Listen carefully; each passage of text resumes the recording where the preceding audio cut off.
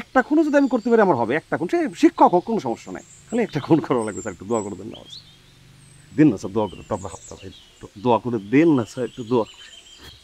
আল্লাহ, তোরা দোয়া করতে গেছি, তোরা বেশি দোয়া করতে, আমার তো চুল আওলাতে করে আমার হেয়ার স্টাইল নষ্ট করে দিছিস, তুই কি করছিস সেটা? একদম খেয়াল,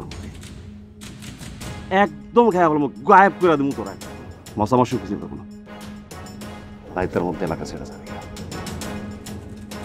কালকে সকালে উঠে যেন চেহারাটা না দেখে, আগামীকাল সকালে স্যার আপনার চেহারাটা যেন আর না দেখা যায় স্যার।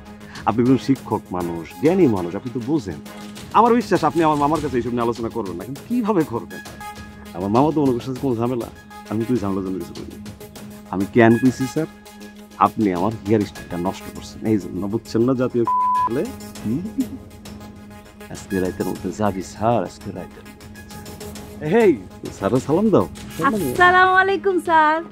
আসসালামু আলাইকুম স্যার। আসি স্যার, সাবধানে থাকবেন।